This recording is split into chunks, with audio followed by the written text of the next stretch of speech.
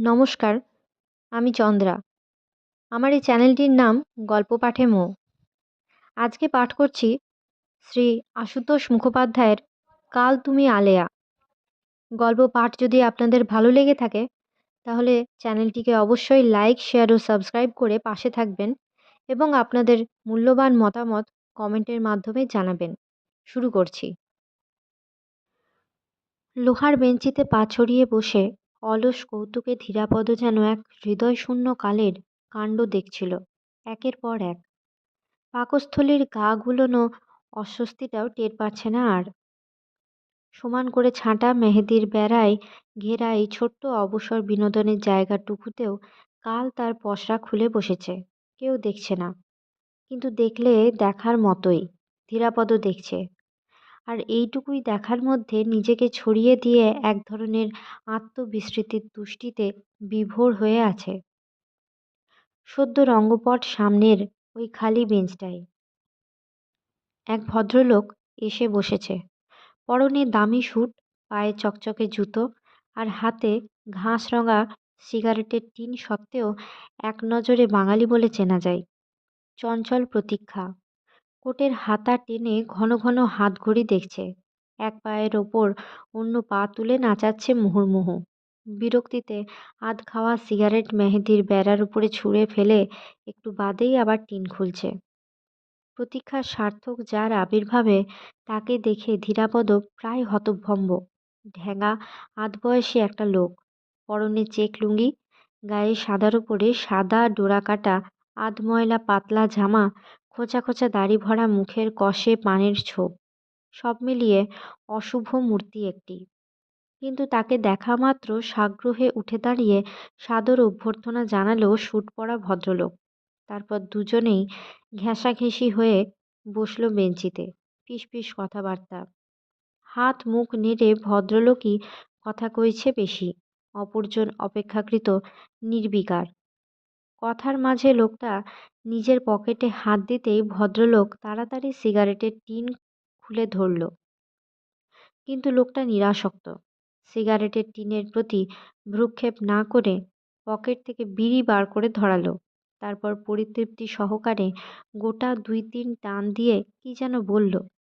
সঙ্গে সঙ্গে ভদ্রলোক বেঞ্চি ছেড়ে উঠে দাঁড়িয়ে সিগারেটের টিন শুদ্ধ 2 হাত মাথার উপরে তুলে নাচ জুড়ে দিল। দেখার তন্ময়তায় ধীরাপদ প্রায় ঘুরে বসেছে। লুঙ্গি পরা লোকটার নিস্পৃহ মুখে সেই নাচের মাঝখানে আবারও কি বলার সঙ্গে সঙ্গে দম ফুরানো কলের পুতুলের মতোই নাচ থেমে গেল। ধপ করে তার পাশে বসে পড়ল আবার। টিন খুলে সিগারেট ধরালো। কোটের পকেট থেকে একটা স্ফীতকায় পার্স বার করে গোটা কতক 10 টাকার নোট তার কোলের উপরে ছুঁড়ে ফেলে দিল।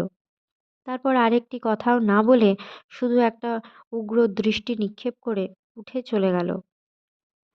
বিড়ি ফেলে নোট কখানা গুনে পকেটে রাখল লোকটা। ধীরাপদর মনে হলো গোটা 7 হবে। এক্ষুনি উঠে চলে যাবে বোধহয় লোকটা। ওই যাচ্ছে। মনে মনে এবার জোরালো রহস্যের জাল বুনবে ধীরাপদ। সম্ভব অসম্ভব অনেক রকম। সময় না কাটলে দুর্বহ বোঝার মতো, কিন্তু কাটাতে জানলে পলকে কাটে। ধীরাপদ জানে। কিন্তু শুরুতেই মেহেন্দি বেড়ার ওধারে একটা চেঁচামেচি শুনে রহস্যের বুননি ঢিলে হয়ে গেল। উঠে দাঁড়িয়ে দেখতে চেষ্টা করল। এতক্ষণ বসে থাকার পর হঠাৎ দাঁড়ানোর ফলে সর্বাঙ্গের সবকটা স্নায়ু একসঙ্গে ঝিমঝিম করে উঠল। চোখে লালচে অন্ধকার, পায়ের নিচে ভূমিকম্প। তাড়াতাড়ি বেঞ্চিতে বসে পড়ে 2 চোখ বুজে ফেলল। তারপর একটুখানি সামলে নিয়ে ভয়ে ভয়ে তাকালো। সব ঠিক আছে, কিছুই ওলটপালট হয়নি। উঠে দাঁড়ানোর দরকার ছিল না। চেঁচামেচির কারণ বসে বসেই অনুমান করা যাচ্ছে। বেড়ার ওধারে বসে নানা রকমের চাট বেচছে একটা লোক। তার সামনে 10-12টি খদ্দেরের রসনা চলছে। তাদেরই কোনো একজনের সঙ্গে হিসেবের গড়মিল এবং বচসা। দিনের ছোটবেলা পড়তে না পড়তে সন্ধে। বিকেলের আলোয় কালচে ছোপ ধরেছে। এরই মধ্যে বেলা পড়ে আসছে দেখে মনে মনে খুশি। দূরে চৌরঙ্গীর প্রাসাদ চূড়ার ঘড়িটাতে 5টা বাজে। ওই ঘড়িটাকে মনে মনে ভালোবেসে ফেলেছে ধীরাপদ। মাঝে মাঝে অচল হয়, 10 মিনিট পিছিয়ে চলে। ধীরাপদ তাতে আপত্তি নেই, এগিয়ে চললেই আপত্তি। বাড়িটাতে ঢালাও ব্যবসা ছিল ইংরেজদের, এখন মালিকানা বদলেছে, কিন্তু ঘড়িটা একভাবেই চলছে আর বন্ধ হচ্ছে না। দেশেরও মালিকানা বদলেছে, কিন্তু ধীরাপদ একভাবেই চলছে আর থামছে। বদলাচ্ছে তো সব কিছুই। এই কার্জন পার্কই কি আগের মতো আছে? আগের থেকে অনেক সংকীর্ণ হয়েছে, অনেক ছোট হয়ে গেছে। শোভা বেড়েছে বটে, কিন্তু অনেক ছাড়তে হয়েছে তাকে। নরম ঘাস আর নরম মাটি খুবলে পিচ দিয়ে বাঁধানো হয়েছে প্রায় অর্ধেকটা। দেহের শিরা উপশিরার মতো ঝকঝকে তকতকে আঁকা বাঁকা অজস্র ইস্পাতের লাইন বসেছে তার উপরে। সঙ্গে সঙ্গে সান্ধ্য রোমাঞ্চের হাওয়াও বদলেছে এখানকার। আগে সন্ধ্যা হতে না হতে জোড়া জোড়া দ্বৈত দ্বৈতার আবির্ভাব হতো, পরস্পরের কটি বেষ্টন করে হাঁটত, নয়তো গুল্মঝোপের আড়ালে বা সুপরিসর মেহেদি বেড়ার নিরিবিলি পাশটিতে বসে 12 মাস বসন্তের হাওয়া গায়ে লাগত। ধৈর্য ধরে বসে থাকলে আরও গাঢ়তর অনুরাগের আভাসও পাওয়া যেত। বসন্তের এই সব অনুচর সহচরীরা কোথায় এখন? বোধহয় অন্য জায়গা বেছে নিয়েছে। ভাবনাটা এবারে একঘেয়ে লাগছিল ধীরাপদর। পাকস্থলীর অস্বস্তিকর যাতনাটা চাড়িয়ে উঠতে চাইছে আবার। হাঁটুতে চাপ রেখে আরেকটু ঝুঁকে বসল। দেখতে দেখতে অফিস ফেরত জনতার ভিড়ে সমস্ত এলাকা ছেয়ে গেল। সার বেঁধে চলেছে বাঙালি অবাঙালি, শ্বেতাঙ্গিনী শ্যামাঙ্গিনী।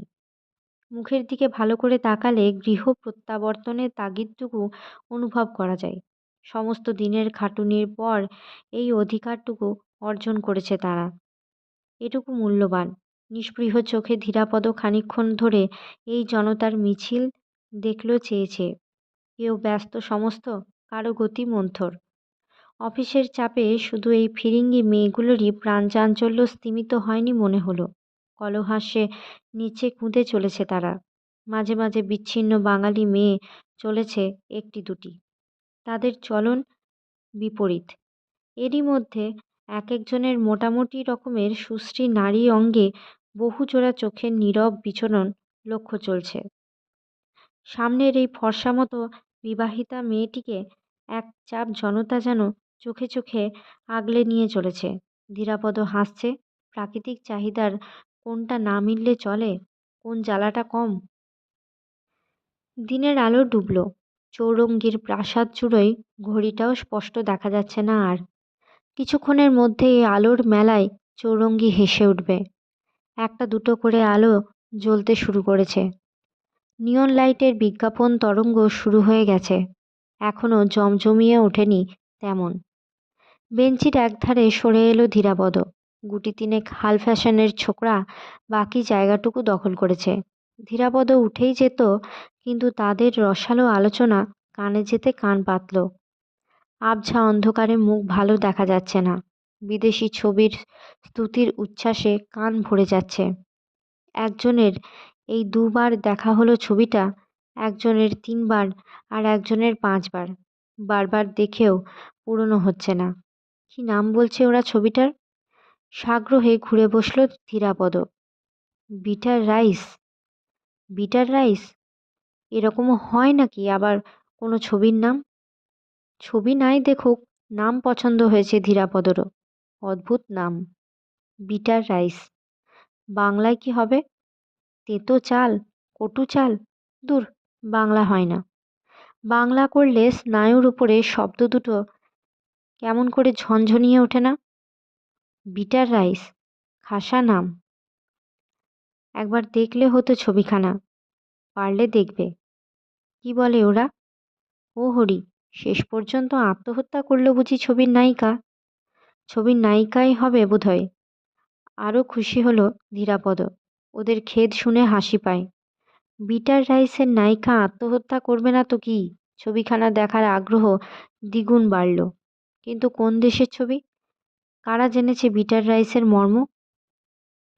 ছবির প্রসঙ্গ থেকে নায়িকার আঁটসাঁট, অত্যল্প বেশবাস, উপচে পড়া যৌবন আর অঙ্গ সৌষ্ঠবের দিকে ঘুরে গেল ওদের আলোচনা। এবারে দুবার, তিনবার আর পাঁচবার করে দেখার তাৎপর্য বোঝা গেল। বিটার রাইসের নায়িকা মরেছে, কাহিনীর নায়িকা মরেছে, ছবির নায়িকা মরেনি। দর্শকের অতনু মনে উর্বশীর পরমায়ু সেই নায়িকার। হায় গো সাগর পাড়ের নায়িকা, তোমার ছায়া এমন, তুমি কেমন? ধীরাপদ আস্তে আস্তে উঠে দাঁড়ালো। আবার না স্নায়ুগুলো ঝিমঝিম করে ওঠে, মাথাটা ঘুরছে একটু, শরীরটাও ঘুলিয়ে উঠছে কেমন। কিন্তু ও কিছু নয়, দুপা হাঁটলেই সেরে যাবে। হালকা লাগছে অনেক। দেহ সম্বন্ধে সচেতন হলেই যত বিড়ম্বনা। ওইটুকু খাঁচার মধ্যে মনটাকে আবদ্ধ রাখতে চাইলেই যত গণ্ডগোল। এত বড় দুনিয়ায় দেখার আছে কত, সেই দেখার সমারোহে নিজেকে ছেড়ে দাও, ছড়িয়ে দাও, মিশিয়ে দাও। শুধু নিজের সঙ্গে যুঝতে চেষ্টা করো না, তাহলেই সব বিড়ম্বনার অবসান, সব মুশকিল আসান। 15 থেকে 35 পর্যন্ত বলতে গেলে এই দেখার আটটায় রপ্ত করেছে ধীরাপদ, রপ্ত করে জিতেছে। যেমন আজকের দিনটাও জিতল। জেতার আনন্দে বড় বড় পা ফেলে ট্রাম ডিপো আর রাস্তা পার হয়ে চৌরঙ্গীর ফুটপাতে এসে দাঁড়ালো সে। আর সেই আনন্দেই আজকের মতো ছেলে পড়ানোর কর্তব্যটাও অনায়াসে বাতিল করে দিতে পারল। ও কর্তব্যটার প্রতি বিবেকের তাড়না নেই একটুও। নিক্তি মেপে ছাত্রের জন্য বিদ্যা কেনেন তার অভিভাবক। মাসে 30 টাকার বিদ্যে, প্রতিদিনের কামাই পিছু 1 টাকা কাটেন। এর বাইরে আর কোনো কৈফিয়ত নেই। সন্ধ্যা রাত্রের চৌরঙ্গি, দিনের পর দিন, বছরের পর বছর দেখছে ধীরাপদ। তবু নতুন মনে হয় রোজই। কবে একদিন নাকি চৌরঙ্গিতে বাঘ ডাকত, ধীরাপদর হাসি পায়। আফ্রিকায় সিংহের রাজত্ব ছিল শুনলেও হয়তো দূরের বংশধরেরা হাসবে একদিন। এ আলোয় কি এক মধির উপকরণ আছে, এখান দিয়ে হাঁটতে হালকা লাগে, নেশা ধরে। ধীরাপদ পায়ে পায়ে এগিয়ে চলে আর লোকজনের আনাগোনা দেখে। এখানকার জীবন যেন এমনি আলোর প্রতিবিম্বিত মহিমা। নারী পুরুষেরা আসছে যাচ্ছে, হাতে হাত, কাঁধে কাঁধ। পুরুষের বেশ বাস তারতম্য নেই খুব, তকতকে ফিটফাট। কিন্তু নারী এখানে বিচিত্র রূপিণী। তাদের বাসের ওধারে অন্তর্বাসের কারুকার্যটুকু পর্যন্ত স্পষ্ট। 4 আঙুল করে কোমর দেখা যায় প্রায় সকল আধুনিকারই। উপকরণের মহিমায় মাঝবয়সী রমণীরও যৌবন উদ্ধত। রংবাহার রূপের মেলা। রাতের চৌরঙ্গি আতিশয্যের পরাভব জানে না। ধীরাপদ দাঁড়িয়ে পড়ল হঠাৎ। বাসস্টপে সেই মেয়েটা আজও দাঁড়িয়ে। বাঁয়ে লিন্ডসে স্ট্রিট, সামনে রাস্তা, রাস্তার ওধারে বাসস্টপ, সেইখানে মেয়েটা দাঁড়িয়ে।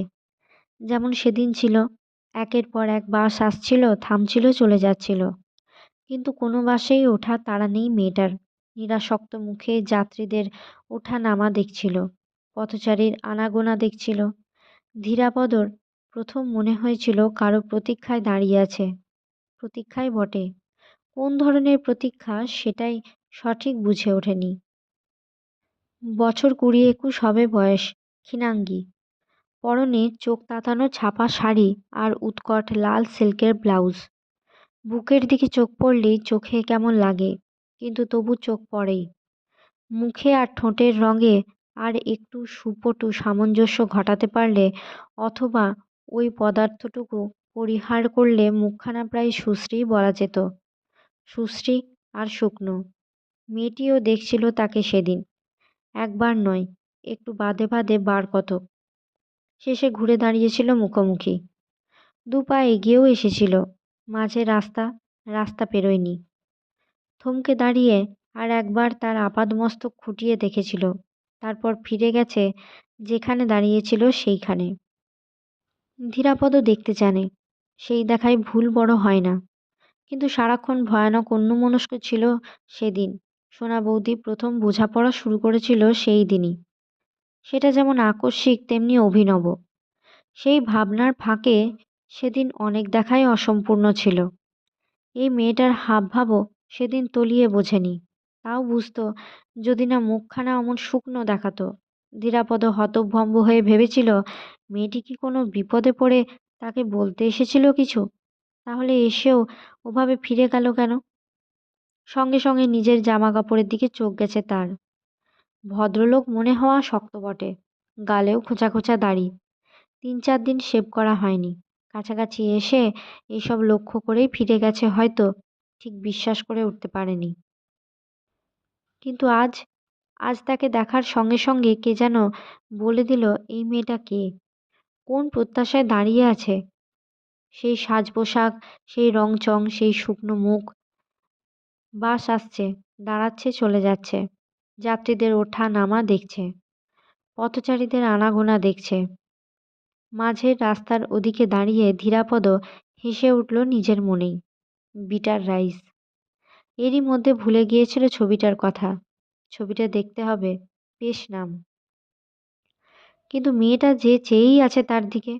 20-21 বছরের অপুষ্ট মেয়ে, সর্বাঙ্গে আলগা পুষ্টি সাধনের কারুকার্য, মোহ ছড়ানোর প্রয়াস। শুধু মুখখানা শুকনো, তাজা মুখ জীবনের প্রতিবিম্ব। সেখানে টান ধরলে প্রতিবিম্ব তাজা হবে কেমন করে? বিটার রাইসের নায়িকা আত্মহত্যা করেছিল, আসল রমণীটি তাজা। কিন্তু এই মেয়েটা শুধু আত্মহত্যাই করেছে। ওর মধ্যে তাজা কি আছে? ওর কি প্রত্যাশা? প্রত্যাশা আছে নিশ্চয়ই। 1 পা 2 পা করে এগিয়ে আসছে মেয়েটা। নিজের দিকে তাকালো ধীরাপদ। জামাকাপড় পরিষ্কারই বটে আজ, সকালের কাচা। গালেও এক খোঁচা দাড়ি নেই। নিজেরই ভদ্রলোক ভদ্রলোক লাগছে। আজও মাঝের রাস্তার ওধারে দাঁড়িয়ে গেছে, কিন্তু আজ আর খুঁটিয়ে দেখার জন্যে নয়। গাড়ি যাচ্ছে একের পর এক। লাল আলো না জ্বলা পর্যন্ত দাঁড়াতে হবে। তারপর আসবে, আসবেই জানে। কিন্তু তারপর কি হবে? ধীরাপদর জানতে লোভ হচ্ছে, কিন্তু আর সাহসে কুলোচ্ছে না। আত্মহত্যার পরেও যারা বেঁচে থাকে তারা কেমন কে জানে। হনহন করে লিন্ডসে স্ট্রিট ধরেই হাঁটতে শুরু করে দিল সে। বেশ খানিকটা এসে ফিরে তাকালো একবার। লাল আলো জ্বলছে এখন। গাড়িগুলো দাঁড়িয়ে আছে।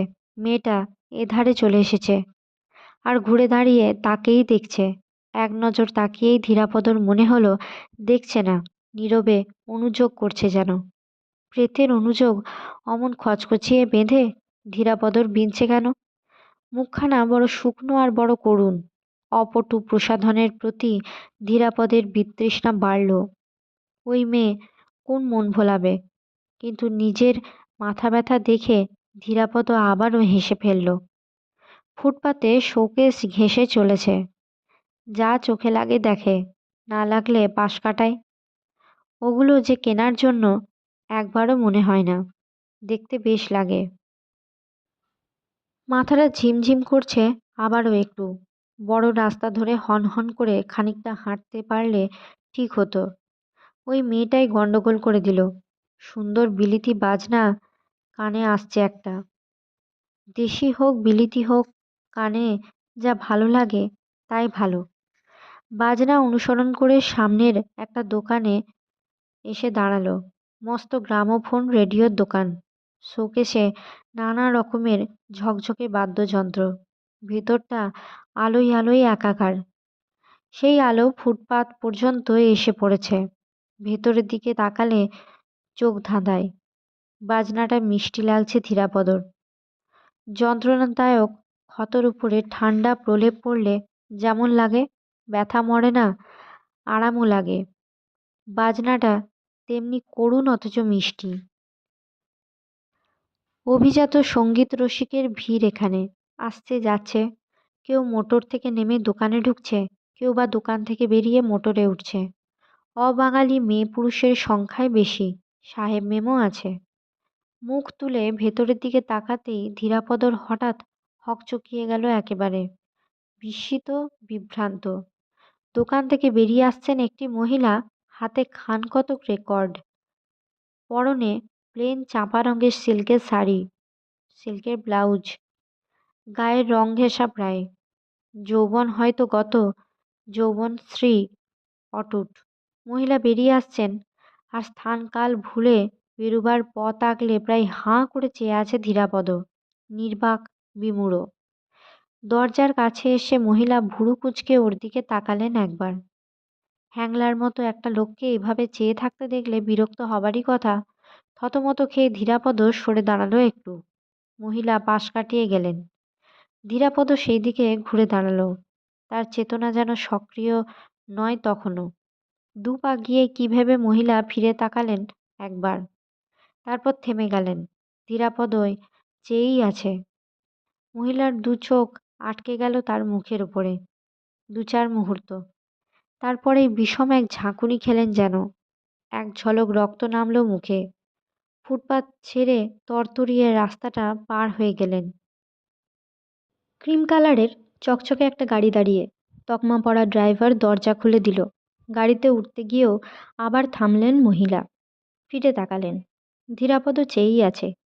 তার দিকে ঘুরে দাঁড়ালেন মহিলা। দেখলেন, বোধহয় ভাবলেনও একটু। হাতের রেকর্ড কখানা পিছনের সিটে রেখে রাস্তা পেরিয়ে এগিয়ে গেলেন আবার ধীরাপদর দিকেই, ধীরাপদর কাছেই। এরই মধ্যে সামলে নিয়েছেন বোঝা যায়। ধীরাপদ ধীরু না? চেষ্টা করেও গলা দিয়ে একটু শব্দ বার করতে পারল না ধীরাপদ। ফ্যাঁসে একটু হাওয়া বেরুল শুধু। ঘাড় নাড়ল। কি আশ্চর্য, আমি তো চিনতেই পারিনি প্রথমে। তুমি এখানে? কলকাতাতেই থাকো নাকি? ধীরাপদর বাক স্ফুরণ হলো না এবারও। মাথা নাড়ল। হাঁ করে দেখছো কি? চিনতে পেরেছো তো আমাকে? ধীরাপদ হাসতে চেষ্টা করল। ঘাড় নেড়ে জানালো চিনেছে। বলো তো কে? চারুদি। যাক, হাসলেন। কতকাল পরে দেখা। এখানে কি করছো? রেকর্ড কিনবে নাকি? ও, বাজনা শুনছিলে বুঝি? আর শুনতে হবে না, এদিকে দাঁড়িয়ে কথা কয়ে এসো। ওদিকে অর্থাৎ মোটরের দিকে। চারুদি আগে আগে রাস্তা পার হলেন। ধীরাপদ পেছনে। এমন যোগাযোগের জন্য প্রস্তুত ছিল না। এমন যোগাযোগ ঘটবে বলেই বোধহয় দেখার এত সমারোহ আজ। কিন্তু কালের কাণ্ডর মধ্যে এ আবার কোন অধ্যায়? ধীরাপদ খুশি হবে কি না হবে তাও বুঝে উঠছে না। কিন্তু চারুদিকে ভালো লাগছে। আগের থেকে অনেক মোটা হয়েছে চারুদি, তবু ভালোই লাগছে। মোটর ঘেঁষে দাঁড়িয়ে একগাল হেসে চারুদি বললেন, তারপর খবর বলো। আমাকে তো চিনতেই পারোনি তুমি। ভাগ্যে আমি এসে জিজ্ঞাসা করলাম। জিজ্ঞাসা করাই আগেই তার চকিত বিড়ম্বনাটুকু ভোলেনি ধীরাপদ। বলল, আমি ঠিকই চিনেছিলাম তুমি পালাচ্ছিলে। তা কি করব? অপ্রস্তুত হয়েও সামলে নিলেন। ভাবলাম কে না কে, এতকাল বাদে তোমাকে দেখব কে ভেবেছে? তার উপর চেহারাখানা যা করেছ, চেনে কার সাধ্য? চোখে দেখেই চিনেছি, আবার কপালের ওই কাটা দাগ দেখে।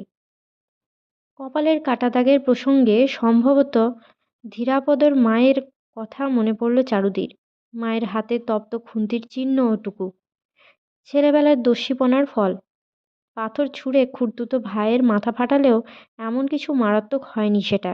কিন্তু এই চারুদি না আগলালে ওকে বোধহয় মা মেরেই ফেলতো সেদিন।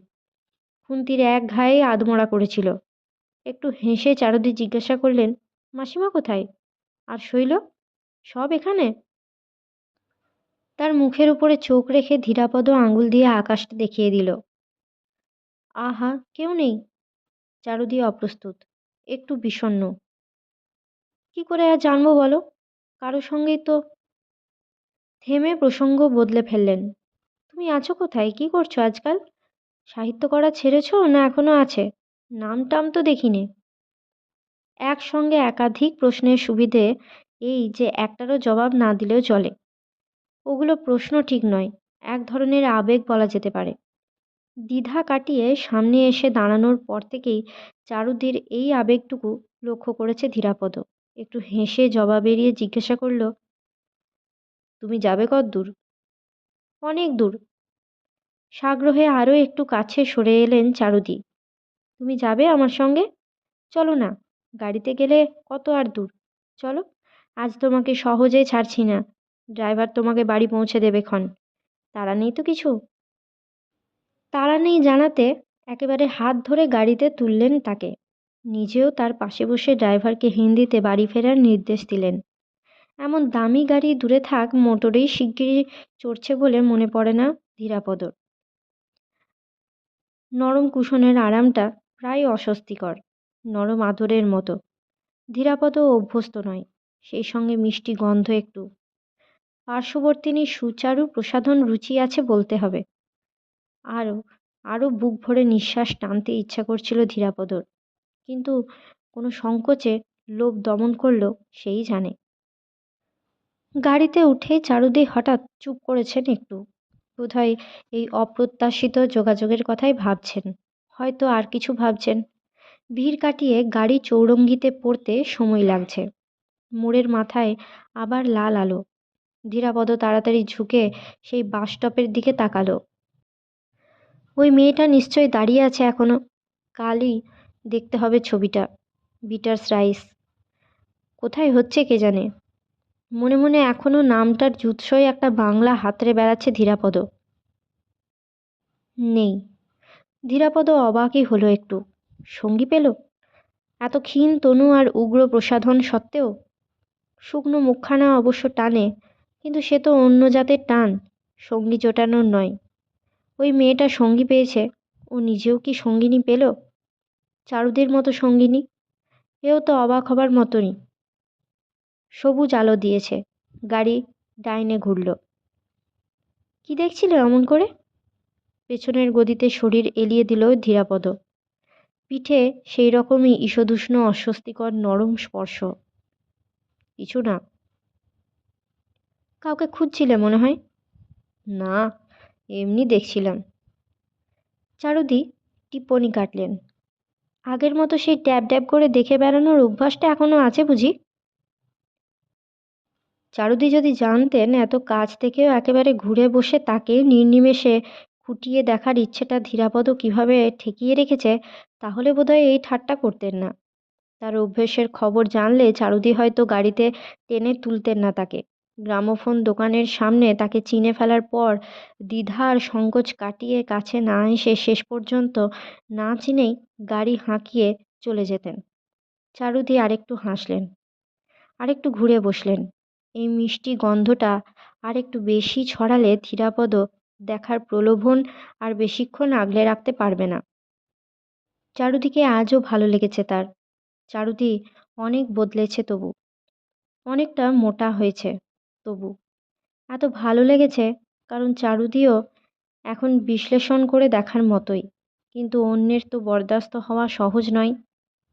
তাই ভয়ে ভয়ে সরেই বসলো একটু, তারপর জবাব দিল, অভ্যেসটা আরও বেড়েছে। তাই নাকি? ভালো কথা নয়। চারুদি ঘুরে বসলেন। যতটা ঘুরে বসলে ধীরাপদর মুশকিল ততটাই। বিয়ে করেছ? সঙ্গে সঙ্গে কি মনে পড়তে ছোট মেয়ের মতোই হেসে উঠলেন। মনে পড়েছে ধীরাপদরও। অল্প হেসে মাথা নাড়ল। ও মা, এখনো বিয়ে করনি? বয়স কত হলো? দাঁড়াও, আমার এই 44। আমার থেকে 9 বছরের ছোট তুমি। তোমার 35। এখনো বিয়ে করনি? আর কবে করবে? আবারও বেশ জোরেই হেসে উঠলেন চারুদি। বললেন, ছেলেবেলার কথা সব মনে আছে এখনো? মৃদু হেসে ধীরাপদ পিছনের দিকে মাথা এলিয়ে দিল এবার। উত্তর কলকাতার পথ ধরে চলেছে গাড়ি। ধীরাপদর ঘুম পাচ্ছে, মাথা টলছে না আর, গাও গুলোচ্ছে না। রাজ্যের অবসাদ শুধু, শরীরটা শুধু ঘুম চাইছে। চারুদি কখনো থামছেন একটু, কখনো অনর্গল কথা বলছেন, কখনো এটা সেটা জিজ্ঞাসা করছেন। ধীরাপদ কিছু শুনছে কিছু শুনছে না। কখনো হাসছে, কখনো বা হাঁ না করে সাড়া দিচ্ছে, কিন্তু ভাবছে অন্য কথা। চারুদির 44 হয়ে গেল এরই মধ্যে। 34 বললেও বেমানান লাগতো না। ওর ছেলেবেলার কথা মনে হতে চারুদি হেসে উঠেছেন। হাসিরই ব্যাপার। ধীরাপদ ভোলেনি।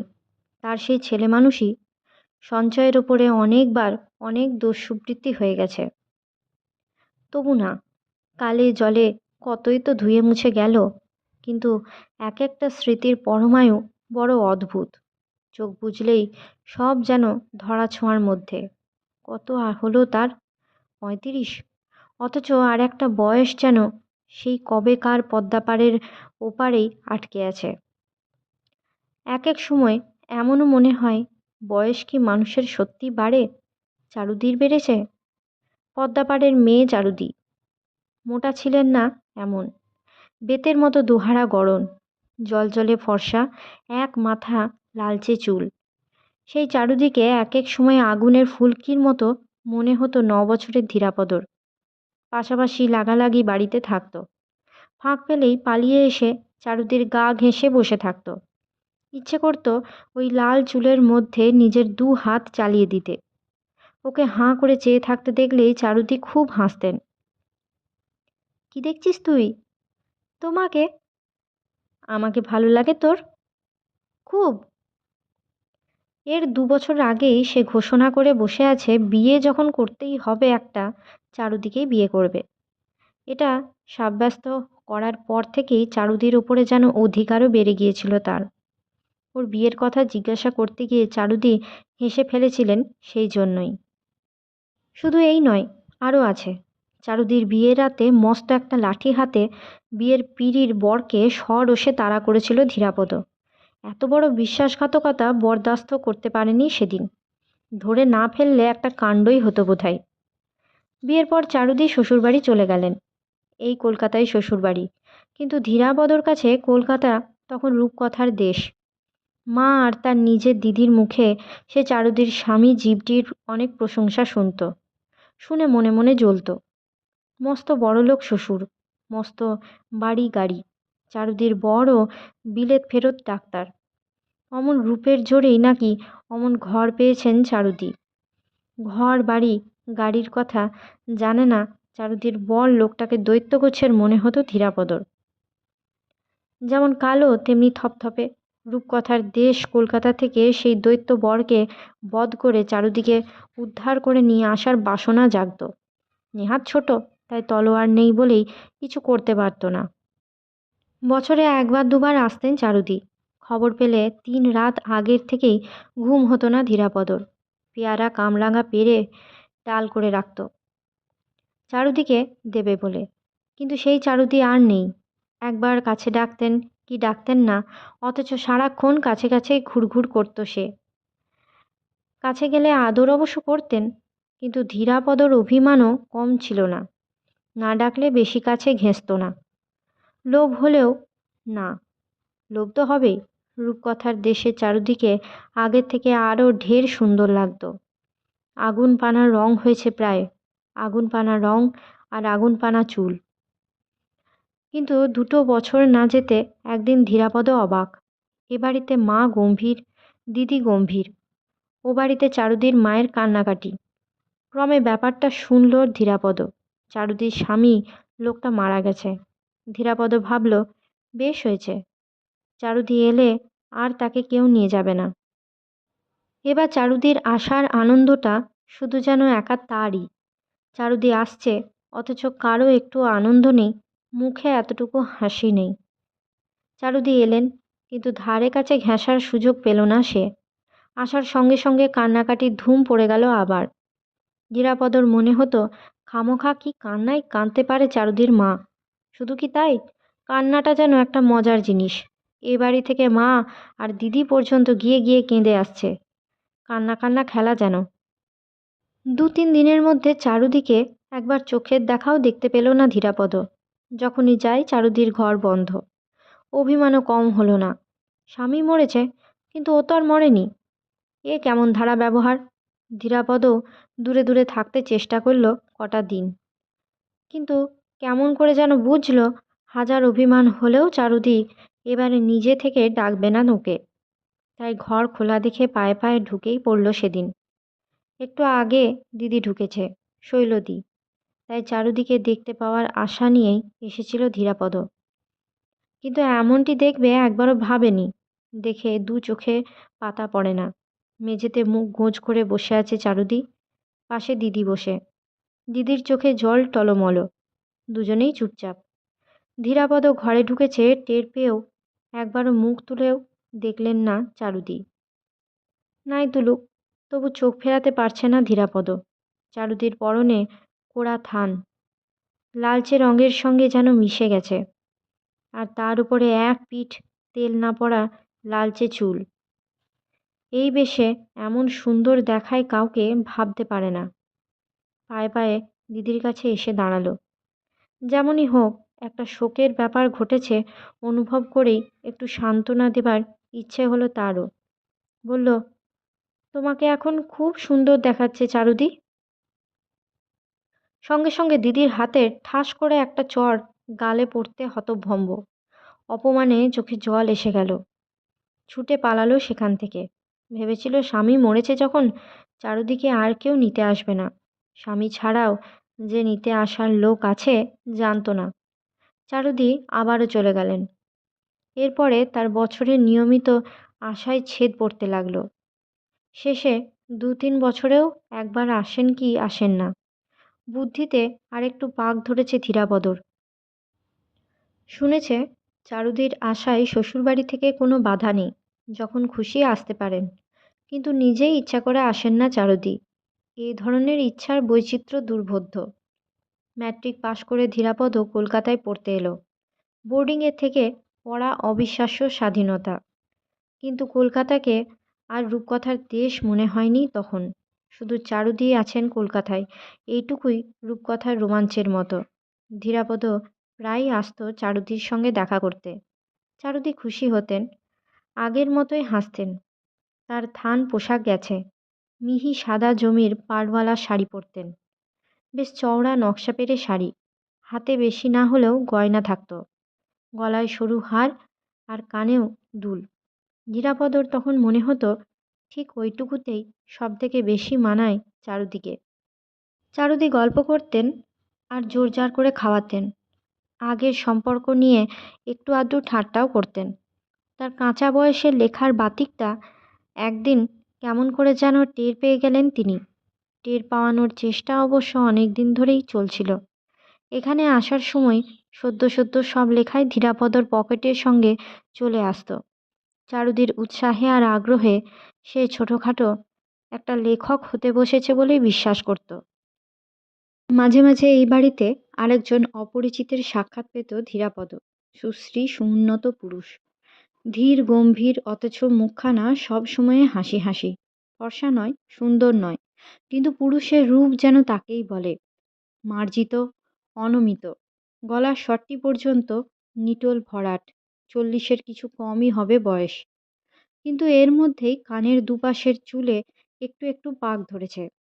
এই বয়সে ওইটুকুরও ব্যক্তিত্ব কম নয়। শুধু চারুদিকেই গল্প করতে দেখত তার সঙ্গে, আর কাউকে নয়। মোটরে এক আধ দিন বেড়াতেও দেখেছে তাদের।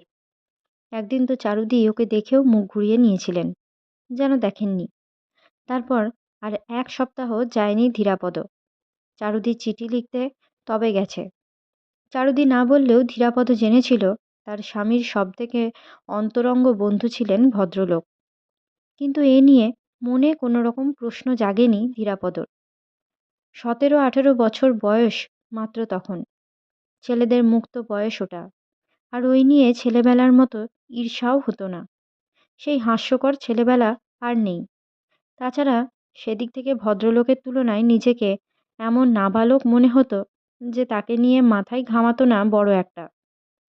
শুধু চারুদির একটু আদর যত্ন পেলেই খুশি, সেইটুকু অভাব হতো না। 1 বছর না যেতে সেই নতুন বয়সের গোড়াতেই আবার একটা ধাক্কা খেল ধীরাপদ।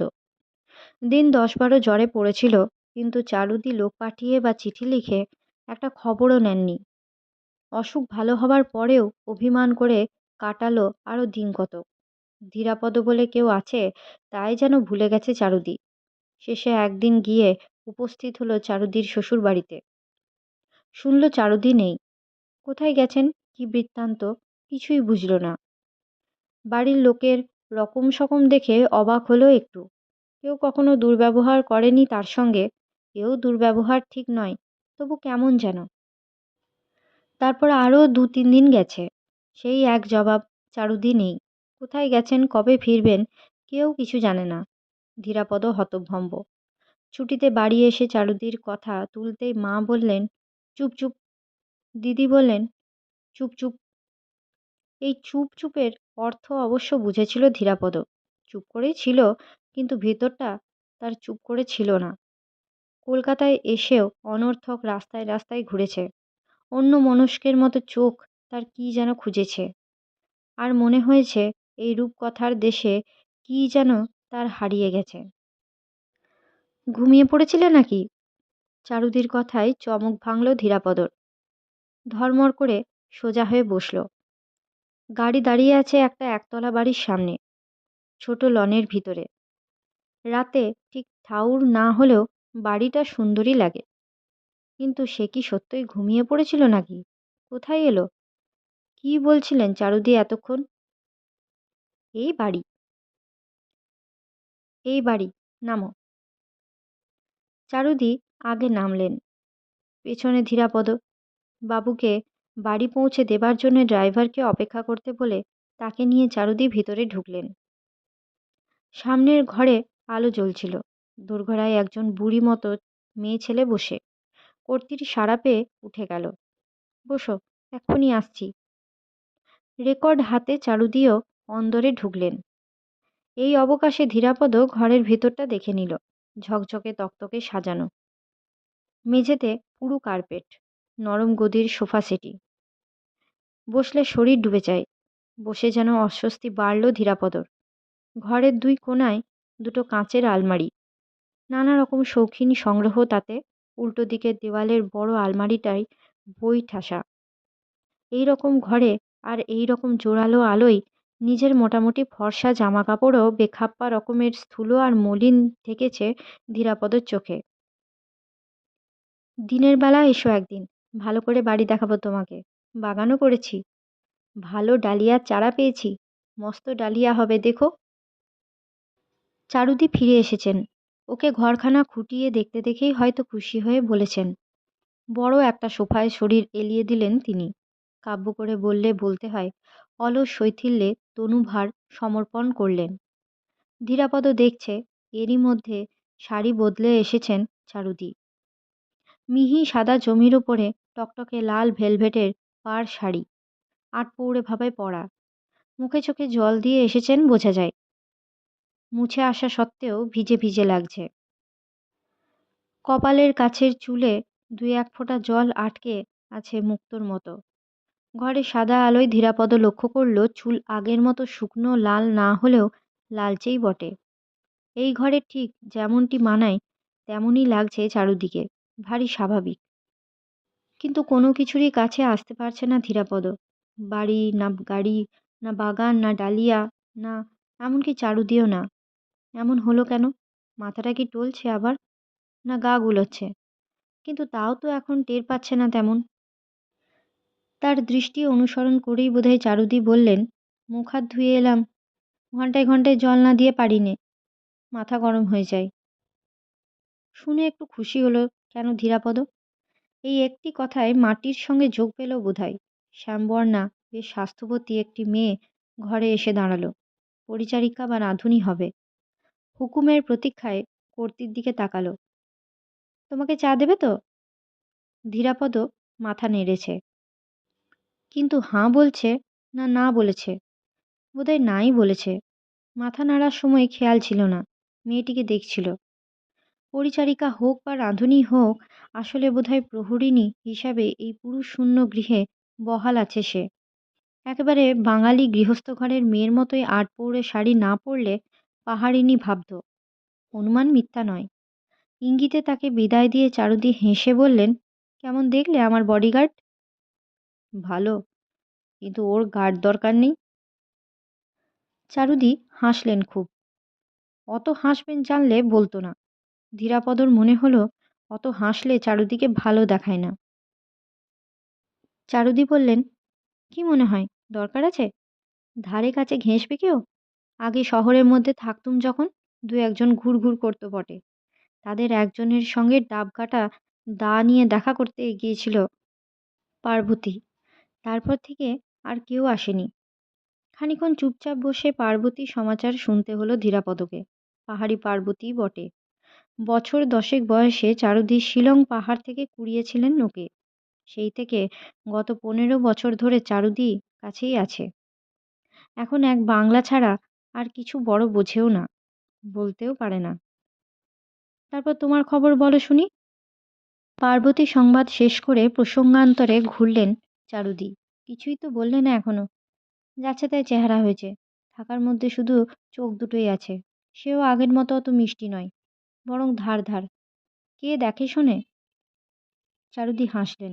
ধীরাপদ। দেখা শোনার কথায় সোনা বৌদির মুখখানা চোখের সামনে ভেসে উঠল, ফলে আরো বেশি হাসি পেল ধীরাপদ।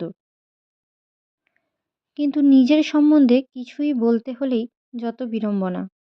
বেশ তো নিজের কথা বলছিল চারুদি। এবারে বিড়ম্বনাও কাটিয়ে দিল পার্বতী ঘরে ঢুকে। জানালো টেলিফোন এসেছে। মা যাবেন না ফোন এখানে আনা হবে?